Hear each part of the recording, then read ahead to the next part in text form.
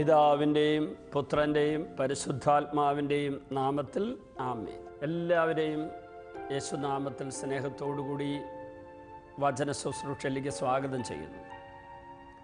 പ്രിയപ്പെട്ട ദൈവമക്കളെ,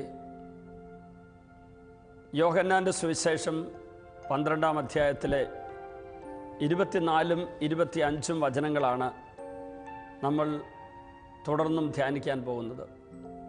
ഗോതമ്പ് മണി നിലത്ത് വീണ് അഴിയണം. അങ്ങനെ നിലത്ത് വീണ് അഴിയുന്നില്ലെങ്കിൽ അത് അതേപടി ഇരിക്കും. അപ്പം നിലത്ത് ചെളിയിലേക്ക്, മണ്ണിലേക്ക്, നിസ്സാരതയിലേക്ക്, ഇല്ലായ്മയിലേക്ക് താഴ്ന്നിറങ്ങാതെ ദൈവത്തിന് അവിടെ അത്ഭുതം പ്രവർത്തിക്കാൻ, ആ ഗോതമ്പ് മണിയിൽ അത്ഭുതം പ്രവർത്തിക്കാൻ പറ്റില്ല. അത് നമ്മുടെ ജീവിതവുമായിട്ട് താതാത്മ്യപ്പെടുത്തിയാൽ, ഒന്ന് താരതമ്യം ചെയ്താൽ, നമ്മൾ സുരക്ഷിതത്വത്തിൻ്റെ ഉന്നത ശൃംഗങ്ങളിൽ കയറിയിരുന്ന് നമ്മുടെ സ്വന്തം ഇഷ്ടത്തിൻ്റെ ആ ഉയർന്ന തലത്തിൽ കയറിയിരുന്ന് ദൈവത്തിൻ്റെ പദ്ധതി നമ്മിലൂടെ നിറവേറാൻ വേണ്ടിയുള്ള താഴ്ന്നിറങ്ങൽ തയ്യാറാകാതെ വരുമ്പോൾ നമ്മളും പരാജയപ്പെടും, നമ്മളിലൂടെയുള്ള ദൈവത്തിൻ്റെ പദ്ധതിയും പരാജയപ്പെടും. ഇതാണ് നമ്മൾ ഇതിനു മുമ്പ് ധ്യാനിച്ചത്. ഇവിടെ നമ്മളൊരു കാര്യം ഓർക്കുക. ലൂക്കായുടെ സുവിശേഷം 19-ാം അധ്യായത്തിൽ സക്കൈവൂസ് എന്ന് പറയുന്ന ഒരാൾ ഒരു മരത്തിൻ്റെ മുകളിൽ കയറിയിരുന്നു. ഈശോ അയാളെ നോക്കിയിട്ട് പറഞ്ഞത്, സക്കൈവൂസ് വേഗം താഴേക്ക് ഇറങ്ങി വരിക എന്നാണ്. ഈ മരത്തിൻ്റെ മുകളിൽ കയറിയിരുന്നാൽ യേശു ക്രിസ്തുവിന് അവനോട് പറയേണ്ടിയിരുന്ന വചനങ്ങളൊന്നും അവനോട് പറഞ്ഞു കൊടുക്കാൻ പറ്റില്ല. താഴ്ന്നിറങ്ങണം. എന്നിട്ട് യേശുവിൻ്റെ കൂടെ അവൻ ചരിക്കണം, നടക്കണം, നീങ്ങണം. എന്നിട്ട് അവൻ്റെ ഭവനത്തിലേക്ക് യേശുവിനെ കൂട്ടിക്കൊണ്ടുപോകണം. ആ താഴ്ന്നിറങ്ങിയ വേളയിലും കൂടെ നടന്ന വേളയിലും വീട്ടിൽ ചെന്ന് വീണ്ടും ഈശോ വചനം പ്രഘോഷിച്ചപ്പോൾ അതെല്ലാം കേട്ട വേളയിലും യേശു ക്രിസ്തുവിൻ്റെ തിരുവചനങ്ങളിലൂടെ സക്കൈവൂസിൻ്റെ മനസ്സിന് മാറ്റമുണ്ടായി, മാനസാന്തരമുണ്ടായി. അപ്പോഴവൻ്റെ ആത്മാവിൽ ഒരു വലിയ അഗ്നിപർവ്വത സ്ഫോടന സമാനമായ ഒരു അത്ഭുതം നടന്നു. ഒരു പാപക്കറ കഴുകിക്കളഞ്ഞ് കൃപയുടെ നിറവ് ദൈവം കൊടുക്കുന്ന അത്ഭുതം നടന്നു. ഈശോ അവൻ്റെ ആത്മാവിനെ കഴുകുന്നു, മനസ്സിനെ കഴുകുന്നു, ബുദ്ധിയെ കഴുകുന്നു, ആഗ്രഹങ്ങളെ കഴുകുന്നു. എന്നിട്ട് അവിടെ ഒരു വലിയ അത്ഭുതം അവന് നടന്നില്ലേ? അവൻ സ്വത്തിൻ്റെ പകുതി ദരിദ്രർക്ക് വിട്ടുകൊടുത്തു, വഞ്ചിച്ചെടുത്തിൻ്റെ 4 ഇരട്ടി തിരിച്ചു കൊടുത്തില്ലേ? ഇതിൻ്റെയൊക്കെ തുടക്കം എവിടെയാ? അവനോട് ഈശോ പറഞ്ഞ ആദ്യത്തെ തിരുവചനം തന്നെ, താഴേക്ക് ഇറങ്ങി വരണം എന്ന് പറഞ്ഞ വചനത്തിൽ അവൻ അവൻ്റെ വിശ്വാസത്തോടു കൂടിയുള്ള അനുസരണം അങ്ങ് കാഴ്ചവെച്ചു. താഴെ ഇറങ്ങിക്കഴിഞ്ഞപ്പോഴേക്ക് ഒരു വലിയ അത്ഭുതം നടന്നു. ഈശോ ആ വീട്ടിൽ വെച്ച് അവസാനം പറഞ്ഞ വാചകം എന്താ? ഇന്ന് ഈ കുടുംബം രക്ഷ പ്രാപിച്ചിരിക്കുന്നു. പ്രിയപ്പെട്ടവരെ, നമ്മൾ താഴേക്ക് ഇറങ്ങി വരാതെ നമ്മളുണ്ടാക്കുന്ന കൃത്രിമമായ ഔന്നത്യങ്ങളിലും സുരക്ഷിത താവളങ്ങളിലും എവിടെയെങ്കിലും ഒളിച്ചിരിക്കുക. അപ്പം നമുക്ക് ഒരിക്കലും ഈശോ ആഗ്രഹിക്കുന്ന സ്ഥലത്തെത്താൻ പറ്റില്ല. ഈശോ നമ്മളെ എത്തിക്കാൻ ഉദ്ദേശിക്കുന്ന നമ്മുടെ ഈ ജീവിതയാനത്തിൻ്റെ തുറമുഖം അത് ഈശോയ്ക്ക് മാത്രം അറിയത്തുള്ളൂ. നമ്മൾ അത് അറിഞ്ഞിട്ടേ മുന്നോട്ട് പോകും, നിർബന്ധം പിടിക്കാൻ പറ്റില്ല. അതുകൊണ്ട് പ്രിയപ്പെട്ടവരെ, നമ്മൾ ഇവിടെ ഗോതമ്പ് മണി നിലത്ത് വീണ് അഴിയണമെന്നല്ല പറഞ്ഞത്. ഇനിയിപ്പോൾ അഴിയുന്നതിനെ കുറിച്ചും ചിന്തിച്ചു നോക്കുക. എന്ന് പറഞ്ഞാൽ ഈ ഗോതമ്പ് മണി മണ്ണിൻ്റെ അകത്ത് വീണ് മണ്ണിനാൽ മൂടപ്പെട്ട് നനഞ്ഞു കഴിഞ്ഞപ്പോഴേക്ക് ആ നനവും ആ പ്രത്യേകമായ സാഹചര്യങ്ങളും ആ ഗോതമ്പ് മണിയുടെ അസ്തിത്വത്തിൻ്റെ അടിത്തറ ഇളക്കുന്ന ഒരു അവസ്ഥയിലേക്ക് എത്തിച്ചു അതിനെ. ആ ഗോതമ്പ് മണി പൊട്ടിക്കീറി അതിൽ നിന്ന് ഒരു പുതുനാമ്പ് ഇതാ തലപൊക്കി വരുന്നു. അതുവരെ ഉണ്ടായിരുന്ന മനോഹരമായതിൻ്റെ ആ സൗന്ദര്യം ഇപ്പോൾ ഇതാ മാറി. മറ്റൊരു കണ്ണുകൾ കൊണ്ട് കണ്ടാൽ, മറ്റൊരു മേഖലയിലൂടെ ദർശിച്ചാൽ ഒരു നല്ല കാഴ്ചയാണ്. ഒരു ഗോതമ്പ് മണിയുടെ അറ്റത്ത് ആ ഗോതമ്പ് ചെടിയുടെ ആദ്യ മുകുളം ഇങ്ങനെ പൊങ്ങി നിൽക്കുന്നത് ഒരു മനോഹരമായ ദൃശ്യമാണ്. പക്ഷേ അത് കാണണമെങ്കിൽ മറ്റൊരു ആന്തരിക കാഴ്ചാഭാവം നമുക്കുണ്ടാകണം.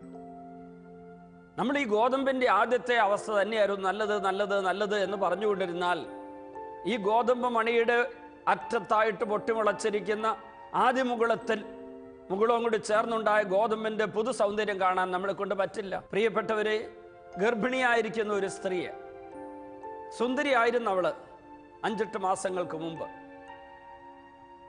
ചെറിയ മനോഹരമായൊരു ശരീരമുണ്ടായിരുന്ന ഒരു സഹോദരി ഇപ്പോൾ ചീർത്തതോ അല്ലെങ്കിൽ വലിയ വയറൊക്കെ ആയിട്ട് ഇങ്ങനെ നിൽക്കുമ്പം ദൈവത്തിൻ്റെ മഹാപദ്ധതിയുടെ ഭാഗമായി മാതൃത്വത്തിൻ്റെ മഹാഭിഷേകത്തിൻ്റെ നിറവിൽ നിൽക്കുന്ന ഒരു അമ്മയെ കാണാൻ അവിടെ നമുക്ക് പറ്റണം.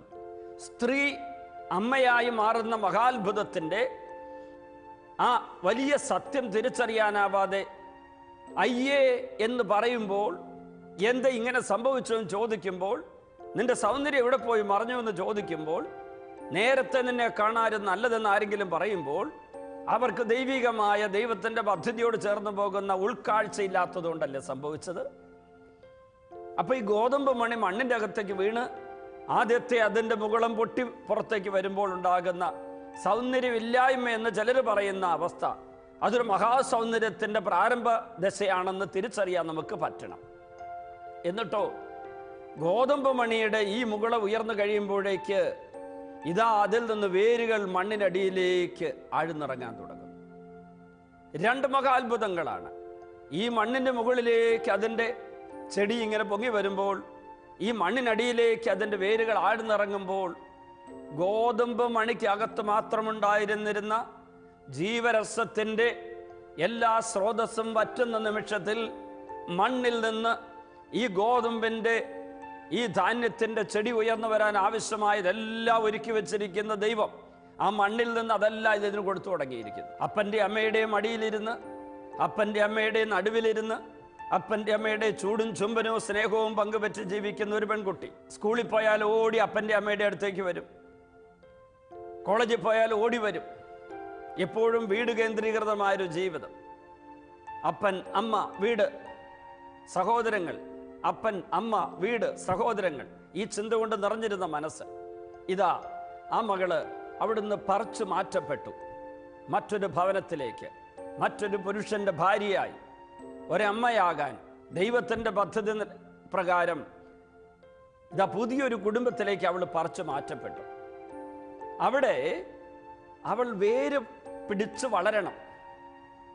അവളിൽ നിന്നുള്ള വേര് ആ വീട്ടിലേക്ക് ആഴ്ന്നിറങ്ങണം. എങ്കിലേ ആ വീട്ടിലൂടെ, ആ കുടുംബത്തിലൂടെ കിട്ടേണ്ട സ്വർഗീയ നന്മകൾ ആ മകളിലേക്ക് ദൈവം ഒഴുക്കി കൊടുക്കുകയുള്ളൂ. ആ വേരുകൾ ആഴ്ന്നിറങ്ങുമ്പോൾ അവളുടെ ഭർത്താവിൻ്റെ വീട്ടുകാര്, ആ വീടിൻ്റെ സംസ്കാരം, അതിൻ്റെ ചുറ്റുപാടുകൾ, അവിടുത്തെ സാമ്പത്തിക മേഖല, ഇത് മുഴുവൻ അവൾ സ്വീകരിക്കണം. അതിനു പകരം സ്വന്തം വീട്ടിൽ വെച്ച് അപ്പൻ്റെ അമ്മയുടെയും ചൂടും ചുംബനവും സ്നേഹവും സഹോദരങ്ങളുടെ പരിലാളനയും എല്ലാം ഓർത്തോർത്തിരുന്ന് അതായിരുന്നു നല്ലത്, ഈ ബുദ്ധിമുട്ടുകൾ ഉണ്ടാവില്ലായിരുന്നു, ഈ സഹനം ഉണ്ടാവില്ലായിരുന്നു എന്ന് പറഞ്ഞ ആ പെൺകുട്ടിക്ക് ഒരിക്കലും ഒരു അമ്മയാകാനും ഒരു കുടുംബിനിയാകാനും ദൈവത്തിൻ്റെ പദ്ധതി പ്രകാരമുള്ള ഒരു അഭിഷേക നിറവിലേക്ക് വരാനും പറ്റില്ല. ആ പുതിയ കുടുംബത്തിൽ അവൾ വേര് ആഴ്ന്നിറങ്ങാൻ അനുവദിക്കണം. അവളിൽ നിന്ന് ആ വേരുകൾ പൊട്ടി താഴ്ന്നിറങ്ങണം. അപ്പോൾ അവളുടെ അസ്തിത്വം പൊട്ടി തകരും. പുതിയൊരു അസ്തിത്വത്തിന് വേണ്ടിയുള്ള അമ്മയാകാൻ, ഒരു കുടുംബത്തിൻ്റെ നാഥയാകാൻ വേണ്ടിയുള്ള വിളിയുടെ മനോഹരമായിട്ടുള്ള അവസ്ഥയിലേക്ക് വളരണമെങ്കിൽ ഈ പൊട്ടിത്തകരൽ നടക്കണം. അതുപോലെ ഒരു സെമിനാരി വിദ്യാർത്ഥി, വീട്ടിലുള്ള സ്വാതന്ത്ര്യം, ഒരുപക്ഷെ വിദ്യാഭ്യാസം നടത്തി പണം സമ്പാദിച്ച് ജോലി നേടി ലോകത്തിലൊരു ഫ്രീ ബേർഡായിട്ട് പറന്നു കിടക്കുന്നൊരു പക്ഷിയെ പോലെ ഇങ്ങനെ സ്വതന്ത്രമായി നടക്കാൻ പറ്റുമായിരുന്ന ഒരാൾ സെമിനാരിയിൽ ചേരുമ്പോൾ പല ചിറകുകളും വിരിച്ചു പറക്കാൻ പറ്റില്ല. കാരണം ഒരു പ്രത്യേക ലക്ഷ്യം മുന്നിലുണ്ട്. ആ ലക്ഷ്യം പ്രാപിക്കാൻ വേണ്ടി അനേകം കാര്യങ്ങൾ വേണ്ടെന്ന് വെക്കേണ്ടതായിട്ട് വരും. അതുപോലെ തനിക്കൊരുപെട്ട ഇഷ്ടപ്പെട്ടാലും ഇല്ലെങ്കിലും, സ്വീകാര്യമാണെങ്കിലും അസ്വീകാര്യമാണെങ്കിലും ചില കാര്യമെല്ലാം സ്വീകരിക്കേണ്ടതായിട്ട് വരും. അവിടുത്തെ സമയക്രമങ്ങളുണ്ട്, അവിടുത്തെ ഭക്ഷണക്രമങ്ങളുണ്ട്, ഉല്ലാസത്തിനൊരു സമയമുണ്ട്. അത് എനിക്കിഷ്ടമുള്ളപ്പോൾ കിടന്നുറങ്ങുന്നു, ഇഷ്ടമുള്ളപ്പോൾ എഴുന്നേൽക്കുന്നു, ഇഷ്ടമുള്ളപ്പോൾ കളിക്കാൻ പോകുന്നു, ഇഷ്ടമുള്ളപ്പോൾ ടെലിവിഷൻ കാണുന്നു, ഇഷ്ടമുള്ളപ്പോൾ കൂട്ടുകാരുടെ കൂടെ പുറത്തേക്ക് പോകുന്നു. അത് പറ്റില്ല. എൻ്റെ ഇഷ്ടങ്ങളെ ഒരു വലിയ ദൗത്യ നിർവഹണത്തിൻ്റെ മേഖലയിൽ ഞാൻ പൊതുവായൊരു ഇഷ്ടത്തിലേക്ക് കൂട്ടിച്ചേർക്കണം. എൻ്റെയും അവരുടെ ഇഷ്ടങ്ങളെല്ലാം കൂടെ ചേർന്ന് അധികാരികളും ഞങ്ങളും എല്ലാവരും കൂടി ചേർന്ന്, നമ്മളെല്ലാവരും കൂടി ചേർന്ന് ദൈവേഷ്ടം തിരിച്ചറിഞ്ഞ് ഒരു പുതിയ ക്രമത്തിലേക്കും പുതിയ ക്രമീകരണത്തിലേക്കും പുതിയൊരു സമൂഹത്തിലേക്കും നമ്മൾ വളരണമെങ്കിൽ ഈ വീട്ടിൽ നിന്നുള്ള വേരുകൾ അത് പൊട്ടിമുളച്ചതൊക്കെ ഒന്ന് മുറിക്കണം. എന്നിട്ട് നമ്മൾ ഇവിടെ പുതിയൊരു വേരുപിടുത്തത്തിനായിട്ട് നമ്മളെ തന്നെ ഒരുക്കണം. ഈ പൊട്ടിത്തകരാൻ പലർക്കും ഇഷ്ടമല്ല. എല്ലാ ജീവിത മേഖലയിലും നോക്കി ഒരു പൊട്ടിത്തകരൽ നടക്കുന്നുണ്ട്. നമുക്കറിയാം, 100, 120, 150 കിലോമീറ്റർ സ്പീഡിൽ ചീറിപ്പാഞ്ഞു പോകുന്ന ഒരു കാറ്, ആ കാറിൻ്റെ എൻജിനിലേക്കുള്ള ആ ഫ്യൂവൽ സപ്ലൈ, ഇന്ധനം കൊടുക്കുന്ന ആ കാര്യം നോക്കിക്കേ. അവിടെ പെട്രോള് അല്ലെങ്കിൽ ഡീസൽ അത് നിരന്തരമായി കത്തി ആ തീപിടുത്തത്തിലാണ് അതിൻ്റെ അത് ഒരു എനർജി ആയിട്ട് വന്ന് ഈ വാഹനത്തെ ഇങ്ങനെ മുന്നോട്ട് കൊണ്ടുപോകുന്നത്. ഇവിടെ ഒരു ഇല്ലായ്മ നടക്കുന്നുണ്ട്. ഈ ഇന്ധനം മുഴുവനും കത്തി തീർന്നുകൊണ്ടിരിക്കുകയാണ്. അതൊന്ന് കത്തിച്ച് അത് മുന്നോട്ട് പോകാനായിട്ടുള്ള ശക്തിയാക്കി ഊർജമാക്കി ഈ വാഹനത്തിന് കൊടുക്കുന്ന വേളയിലുണ്ടാകുന്ന ഇല്ലായ്മയാകൽ നമ്മൾ മനസ്സിലാക്കണം. എങ്കിലും നമുക്ക് എല്ലാ നേട്ടങ്ങളുടെ പിന്നിലും ചില മേഖലകളുള്ള ഇല്ലായ്മയാകൽ, സ്വയം ശൂന്യവൽക്കരണം അനിവാര്യമാണെന്നുള്ള അവബോധത്തിലേക്ക് വരാൻ പറ്റുകയുള്ളൂ. പൊട്ടിത്തകരണം, നമ്മുടെ സ്വാർത്ഥത പൊട്ടണം. സ്വാർത്ഥതയുടെ അടിസ്ഥാനം എന്താ? സ്വേച്ഛയ്ക്ക്, സ്വന്തം ഇച്ഛയ്ക്ക് മാത്രം അർത്ഥം കൊടുത്തു കഴിഞ്ഞാൽ സ്വാർത്ഥതയുടെ നിറവുള്ളവരായിട്ട് നമ്മളൊക്കെ മാറും. ദൈവേച്ഛയുടെ മുമ്പിൽ തലകുനിച്ചിട്ട് ദൈവേച്ഛ മാത്രം അനുസരിക്കാൻ ജീവിക്കുന്നവരുടെ സമൂഹത്തിൽ അവരുടെ മുമ്പിലും ചില നിമിഷങ്ങൾ പലപ്പോഴും നമ്മൾ തലകുനിക്കേണ്ടി വരും. നമ്മുടെ ഇഷ്ടങ്ങൾ മാത്രം നോക്കി നമുക്ക് ഒരിക്കലും ഒരു കാര്യവും നേടാൻ പറ്റില്ല. ചിലരൊക്കെ സ്വന്തം ഇച്ഛയ്ക്ക് അനുസരിച്ച് കാര്യങ്ങളൊക്കെ ക്രമീകരിക്കുന്നത് കണ്ടിട്ടുണ്ട്. ഞാനൊരു കലാകാരനെ കുറിച്ചുള്ള വാർത്ത ഞാൻ ഒരിക്കൽ വായിച്ചു ഓർക്കുക. കിടക്കുന്ന മുറിയിൽ ഒരു ബെഡുണ്ട്. നിലത്ത് ആ ബെഡ് ഇട്ടിരിക്കുകയാണ്, അതിൻ്റെ മുകളിൽ കിടക്കും. എന്നിട്ട് അദ്ദേഹത്തിൻ്റെ ഇടതും വലതും എല്ലാം ചുറ്റും പുസ്തകങ്ങളുടെ വലിയ അടുക്കുകളാണ്, അത് അട്ടികൾ ഇട്ടിരിക്കുക. അദ്ദേഹം അതിൻ്റെ ഫോട്ടോയും ആ പ്രസിദ്ധീകരണത്തിൽ കൊടുത്തിട്ടുണ്ട്. ആ കലാകാരൻ പറയുന്നത്, എനിക്ക് ഇന്ന പുസ്തകം വായിക്കണം തോന്നുമ്പോൾ കൈ നീട്ടുമ്പോൾ എൻ്റെ കൈ പുസ്തകം കിട്ടണം. എനിക്ക് അലമാരിയിൽ അടുക്കി വെച്ചിരിക്കുന്ന പുസ്തകം എടുത്തുകൊണ്ട് വരാൻ പറ്റില്ല. അതുകൊണ്ട് എൻ്റെ ചുറ്റും ഈ പുസ്തകങ്ങളൊക്കെ നിരന്ന് കിടക്കണം. അദ്ദേഹം ഉണ്ടാക്കിയിരിക്കുന്ന ആ ക്രമം വേറെ ആർക്കും സ്വീകരിക്കാൻ പറ്റുമോ? ഇവിടെയാണ് നമ്മൾ അറിയേണ്ടത്. നമുക്ക് ഇഷ്ടപ്പെട്ടതൊക്കെ ഇഷ്ടപ്പെട്ട വിധത്തിലെല്ലാം ചെയ്തു പോകുമ്പം നമ്മൾ എന്തൊക്കെയാണെന്നും ആരൊക്കെ ആകുന്നെന്നും നമ്മൾ ചിന്തിക്കുന്നുണ്ടെങ്കിൽ സത്യത്തിൽ നമ്മൾ പലതും അല്ലാതാവുകയാണ്. നമ്മൾ മറ്റുള്ളവർക്ക് എന്തായിത്തീരണമോ അത് ആകാതെ പോവുകയാണ്. നമ്മൾ എവിടെ എത്തിച്ചേരണം അവിടെ എത്താതെ പോവുകയാണ്. ഈ ലോകത്തിൽ നമ്മെക്കൊണ്ട് എന്തെല്ലാം ഉപകാരങ്ങൾ ഉണ്ടാകണമോ അതൊക്കെ കുറഞ്ഞുകൊണ്ടിരിക്കുകയാണ്, നഷ്ടപ്പെട്ടുകൊണ്ടിരിക്കുകയാണ്. നമ്മൾ തിരിച്ചറിയണം. നമ്മൾ പൊട്ടണം, ചിലപ്പോൾ പൊട്ടിത്തകരേണ്ടി വരും. ഞങ്ങളെപ്പോലുള്ള സന്യാസ വൈദികർ ഞങ്ങളുടെ ഇഷ്ടമനുസരിച്ചുള്ള ഒരു ശുശ്രൂഷ ദൗത്യ നിർവഹണ മേഖല അതല്ല തിരഞ്ഞെടുക്കേണ്ടത്. ഇഷ്ടം എന്നുള്ളതും നമുക്ക് ദൈവം തന്നിരിക്കുന്ന ടാലന്റ് എന്നുള്ളതുമായിട്ട് വ്യത്യാസമുണ്ട്. ടാലൻസ് എന്ന് പറയുന്ന കഴിവുകളുണ്ടല്ലോ. ചിലർക്ക് പ്രസംഗിക്കാൻ, ചിലർക്ക് പാട്ടുപാടാൻ, ചിലർക്ക് അഡ്മിനിസ്ട്രേഷൻ നടത്താൻ, ചിലർക്ക് വിദ്യാഭ്യാസ മേഖലയിൽ, വേറെ ചിലർക്ക് സാമൂഹ്യ സേവന മേഖലയിൽ അങ്ങനെയുള്ള പ്രത്യേകമായിട്ടുള്ള സിദ്ധികളുണ്ട്. ഇത് ദൈവം ഒരു പ്രത്യേകമായ കാര്യം നിർവഹിക്കാൻ വേണ്ടി തന്നതാകയാൽ അധികാരികളും സഹപ്രവർത്തകരും നമ്മളും നമ്മുടെ ശുശ്രൂഷ സ്വീകരിക്കുന്നവരെല്ലാവരും കൂടെ ആലോചിക്കുമ്പോഴും ഷെയർ ചെയ്യുമ്പോഴും പങ്കുവെക്കുമ്പോഴുമാണ് അതിൻ്റെ യാഥാർത്ഥ്യം പുറത്തു വരുന്നത്. അല്ലാതെ ഞാൻ എൻ്റെ ഇഷ്ടമനുസരിച്ച് മാത്രം പോയാലോ? ഒരു വീട്ടിൽ ചെന്നപ്പോൾ ഉള്ള കാര്യം ഞാൻ ഓർക്കുക. വീട്ടുകാരൻ രാത്രി 9:30 കഴിഞ്ഞ് 9:30 10 മണി കഴിഞ്ഞിട്ട് ജപമാലയ്ക്ക്, കുടുംബ പ്രാർത്ഥനയ്ക്ക് സമ്മതിക്കുന്നുള്ളൂ.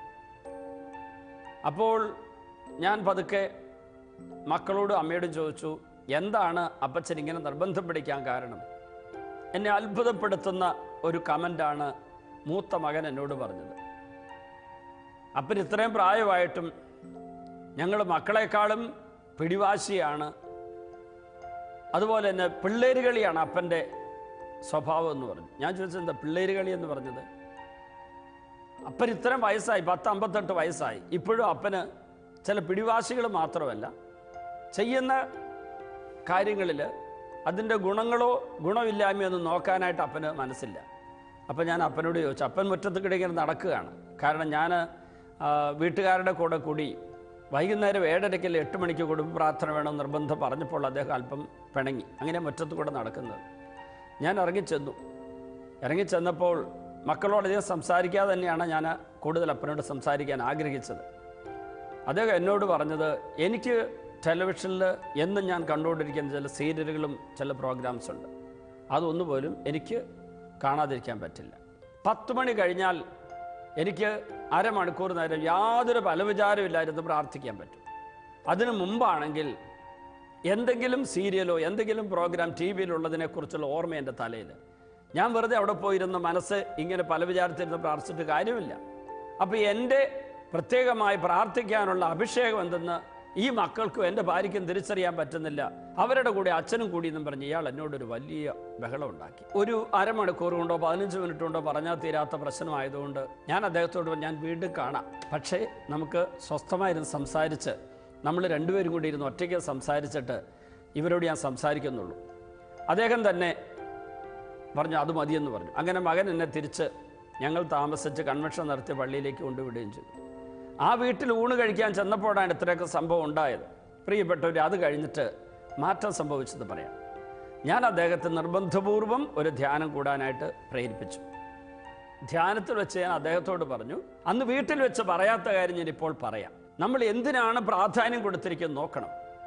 മക്കൾക്ക് ഉറക്കം വരുന്നതിന് മുമ്പ് അമ്മയ്ക്ക് എല്ലാവർക്കും ഭക്ഷണം കൊടുക്കാനായിട്ടൊക്കെയുള്ള തിരക്കിൽ പെടുന്നതിന് മുമ്പ് പാത്രമൊക്കെ കഴിവെക്കണ്ടേ, അതൊക്കെ കഴിഞ്ഞ് അതിനൊക്കെ മുമ്പ് ഉണർവുള്ള സമയത്ത് എല്ലാവരും കുളിച്ച് ഒന്ന് ഫ്രഷായിട്ടിരിക്കുമ്പോൾ ജപമാല ചൊല്ലി കുടുംബ പ്രാർത്ഥന നടത്തിയാൽ അതാണ് അനുഗ്രഹമുണ്ടാവുക. ചേട്ടനെ സംബന്ധിച്ചോളം പകൽ ജോലി കഴിഞ്ഞ് വന്നു കഴിഞ്ഞാൽ പിന്നെ ഒരു കുളി കഴിഞ്ഞതിന് ശേഷം പിന്നീട് ടെലിവിഷൻ്റെ മുമ്പിലിരുന്ന് ഇങ്ങനെ ആസ്വദിക്കുകയാണ്. പക്ഷെ അവിടെ ഒരു കാര്യം ഓർക്കണം, ചേട്ടൻ്റെ മാത്രം ഇഷ്ടമാണ് ഇവിടെ നോക്കുക. 6 5 അംഗങ്ങളുള്ള ആ കുടുംബത്തിൽ ബാക്കിയുള്ളവരുടെ താല്പര്യങ്ങളോ ആഗ്രഹങ്ങളോ ഒന്നും നോക്കുന്നില്ല. ഇവിടെ എന്താ സ്വാർത്ഥതയാണ് ഇതിന് കാരണം. ലോകത്തിൻ്റെ ചില പ്രത്യേകമായ കാര്യങ്ങൾ നേടാൻ വേണ്ടി അതിലൂടെ കുറെ സുഖം അനുഭവിക്കാൻ വേണ്ടിയുള്ള വെറും സ്വാർത്ഥതയിൽ ഉടലെടുത്ത ഒരു മാനുഷിക പദ്ധതിയിലാണ് അദ്ദേഹം മുറുകെ പിടിച്ചത്. സക്കേവൂസ് മരത്തിൻ്റെ മുകളിൽ കയറി തൊട്ട് പറയുന്നു, പൊക്കം കുറവുള്ള എനിക്ക് അല്പം പൊക്കമുള്ള ഈ മരത്തിൻ്റെ മുകളിൽ കയറിയിരുന്ന് യേശുവിനെ ഒന്ന് നന്നായിട്ട് കാണാനായിട്ട് ആഗ്രഹമുണ്ടെന്നുള്ള തെറ്റാണോ? എല്ലാവരെ പോലെ എനിക്ക് പൊക്കമില്ല, ഈ ജനക്കൂട്ടത്തിൽ എനിക്ക് യേശുവിനെ കാണണം, ഞാൻ ഈ പൊക്കമുള്ള മരത്തിൻ്റെ മുകളിൽ കയറുന്ന ഒരു തെറ്റാന്ന് പറയാൻ പറ്റുമോ? എനിക്ക് യേശുവിനെ കാണണം എന്നുള്ള ആഗ്രഹം തന്നെ അങ്ങേയറ്റം ശ്ലാഘനീയമായ കാര്യമല്ലേ എന്നൊക്കെ തർക്കിച്ചാലോ? ഈശോ താഴെ ഇറങ്ങി വരാൻ പറഞ്ഞപ്പോൾ അവനുടൻ താഴെ ഇറങ്ങിയില്ലേ? അപ്പോഴല്ലേ അവൻ്റെ രക്ഷയുടെ ആദ്യത്തെ അനുഭവം അവന് കിട്ടിയത്, ഒരു കുടുംബം മുഴുവൻ രക്ഷ പ്രാപിച്ചത്.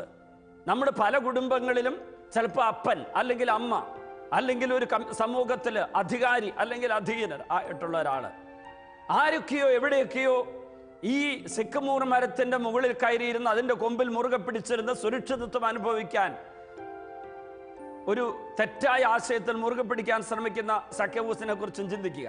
അങ്ങനെ ഒരു സക്കേവൂസ് ആവാൻ നോക്കുകയല്ലേ, അല്ലാതെ താഴെ ഇറങ്ങി വന്ന് ഒരു കുടുംബം മുഴുവൻ രക്ഷിക്കാൻ യേശുവിനെ അനുവദിച്ച സക്കേവൂസ് ആകാൻ പലരും തയ്യാറല്ല. നമ്മൾ ഈ ഗോതമ്പ് മണി നിലത്ത് വീണ് അഴിയണമെന്ന് പറയുമ്പോൾ ഈ താഴേക്ക് ഇറങ്ങുമ്പോൾ ഉണ്ടാകുന്ന പൊട്ടിത്തകരലുണ്ടല്ലോ, അതിലൂടെ താഴേക്ക് വേര് മുകളിലേക്ക് അതിൻ്റെ മുകളും പൊട്ടി ഉയർന്നു വന്നതിന് ശേഷം അതിങ്ങനെ ഓരോ നിമിഷവും ഈ താഴേക്ക് ഇറങ്ങിപ്പോയ വേര് വലിച്ചെടുക്കുന്ന ജീവരസം സ്വീകരിച്ച് വളം സ്വീകരിച്ച് ഇത് അതിൻ്റെ ശരീരത്തെ വളർത്തുന്നു.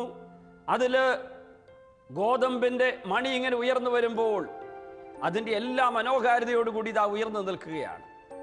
ആ ഉയർന്നു വരുന്ന ഗോതമ്പ് ചെടിയിൽ വിരിഞ്ഞു വരുന്ന ആ ഗോതമ്പ് മണികൾ ഓരോന്നും ഈ വേര് വലിച്ചെടുക്കുന്ന ജീവരസം വളം അതിൻ്റെ ആവശ്യമായ ഘടകങ്ങളെല്ലാം സ്വീകരിച്ച് അതിങ്ങനെ പരിപക്വമായി വരികയാണ്. എന്നിട്ട് അത് പൂത്ത് വിരിഞ്ഞ് മനോഹരമായിട്ടുള്ള ഗോതമ്പ് ചെടിയായി ഗോതമ്പ് മണി അങ്ങനെ സ്വർണ്ണവർണ്ണത്തിൽ അങ്ങനെ തിളങ്ങി നിൽക്കുന്ന, ഇപ്പോൾ കൊയ്ത്തിനുള്ള സമയമായി നിൽക്കുന്ന വേളയൊന്ന് ചിന്തിക്കുക. അത് മനസ്സിലാക്കാൻ പറ്റണമെങ്കിൽ ഇത് വെറും ഒരു ഗോതമ്പ് മണിയായിരുന്ന നിമിഷത്തെക്കുറിച്ചും കൂടി ഓർക്കണം. വെറും ഒരു ഗോതമ്പ് മണിയായിരുന്ന നിമിഷത്തെക്കുറിച്ച് ഓർക്കണം പ്രിയപ്പെട്ടവരെ. എത്ര വിശുദ്ധരാണെങ്കിലും ഒരു കാര്യം ഓർത്തു, മദർ തെരേസ എന്ന് പറയുന്ന പുണ്യവതി എങ്ങനെയാ മദർ തെരേസ ആയത്? മദർ തെരേസയുടെ അമ്മ അപ്പനുമായി ഒന്നു ചേർന്ന് ഉദരത്തിൽ ഒരു കുഞ്ഞിനെ സ്വീകരിച്ച് അതിനെ വളർത്തിയെടുത്ത് നൊന്ത് പ്രസവിച്ച് വളർത്തി, അതിന് വീണ്ടും വളർത്തി, പിന്നീട് അതിന് വിദ്യാഭ്യാസം കൊടുത്തു, ദൈവം കൊടുത്ത വിളിക്ക് പ്രത്യുത്തരം കൊടുക്കാൻ സാഹചര്യം ഒരുക്കി കൊടുത്തു. അത് കഴിഞ്ഞിട്ട് അതിനെ വളരെയേറെ കഷ്ടപ്പാടിലൂടെ വളർത്തിയെടുത്ത കുഞ്ഞിനെ കോൺവെന്റിലേക്ക് പറഞ്ഞു വിടുന്നു. കോൺവെന്റിൽ ചെന്നതിന് ശേഷം അവിടെ വളർന്നു വന്നപ്പോൾ എത്ര പേര് ഈ മദർ തെരേസ ആദ്യകാലത്ത് വളർത്തി. അവിടെ നിന്ന് എനിക്ക് ഈ സുരക്ഷിതത്വമല്ല വേണ്ടത് എന്ന് പറഞ്ഞുകൊണ്ട് കൽക്കട്ടയുടെ തെരുവുകളിലേക്ക് വരുമ്പോൾ അതിന് അനുവാദം കൊടുത്ത അധികാരികൾ അവിടെ വന്നപ്പോൾ അവിടെ വേരുറയ്ക്കാൻ വേണ്ടി, വേര് പിടിപ്പിക്കാൻ വേണ്ടി സഹകരിച്ച നാട്ടുകാർ, അക്രൈസ്തവരായ ദൈവമക്കള്, പാവപ്പെട്ടവരെ സഹായിക്കാൻ വേണ്ടി ഇറങ്ങിയപ്പോൾ സഹായിച്ചവർ, ഇത്രയും പേരുടെ സഹായത്തോടെയാണ് മദർ തെരേസ ഉണ്ടായത്. അല്ലാതെ കാലത്തിൻ്റെ ഒരു പ്രത്യേക ദശാസന്ധിയിൽ മദർ തെരേസ എന്ന് പറഞ്ഞ് പൊട്ടിമുളച്ച് ആകാശത്ത് നിന്ന് വീണതോ ഭൂമിയിൽ നിന്ന് പൊട്ടിമുളച്ചതോ അല്ല. കാലങ്ങളേറെ എടുത്തു ഇതൊരു വിശുദ്ധയായ ഒരു സ്ത്രീരത്നമാകാൻ വേണ്ടി. അപ്പോൾ ഈ ഗോതമ്പ് മണിയുടെ കൃത്രിമമായിട്ടുള്ള സുരക്ഷിത മേഖല വിട്ട് ഇതാ അങ്ങേയറ്റത് ദൈവികമായ ഒരു പൊട്ടിത്തകരലിലേക്ക് ആ ഗോതമ്പ് മണി വന്നത് എത്ര വലിയ ഒരു ത്യാഗത്തിൻ്റെ വേദിയാണെന്ന് നമുക്ക് ചിന്തിക്കാം. അതിനെ മനസ്സിലാക്കാൻ പറ്റണമെങ്കിൽ അത് കഴിഞ്ഞിട്ട് ഈ ഗോതമ്പ് ചെടി ഇങ്ങനെ ഗോതമ്പ് മണികൾ ഒന്നിനു പകരം അനേകം ഗോതമ്പ് മണികളുള്ള ഒരു ചെടിയായി വളർന്നു നിൽക്കുന്ന നോക്ക്. പ്രിയപ്പെട്ടവരെ, ഞാനൊരിക്കലും അങ്ങനെ നിൽക്കുന്ന ഒരു ചെടിയുടെ അടുത്ത് പോയിട്ട്, അതിൽ വിദേശ രാജ്യത്താണ്, അതിൻ്റെ അടുത്ത് പോയി നിന്ന് അതിൻ്റെ മണികളൊക്കെ ഒന്ന് എണ്ണാൻ നോക്കി. അതിൻ്റെ കൃത്യ നമ്പറൊന്നും ഞാൻ ഓർക്കുന്നില്ല. അനേകം ഗോതമ്പ് മണികൾ. അപ്പം ഞാൻ പറഞ്ഞുകൊണ്ടിരുന്ന സാധാരണ പറയാറുള്ളൊരു പ്രസംഗ വിഷയം ആയതുകൊണ്ട് പെട്ടെന്ന് ഞാൻ ചിന്തിച്ചു, ഈ മനോഹരമായ ഗോതമ്പ് ചെടി അത് എത്ര പേരുടെ ഭക്ഷണമായി തീർന്നിപ്പം. എന്നാൽ അത് ഒരു ഗോതമ്പ് മണിയായിട്ട് അവിടെ അനങ്ങാതിരുന്നെങ്കിലോ അവിടെ കിടക്കുമായിരുന്നു.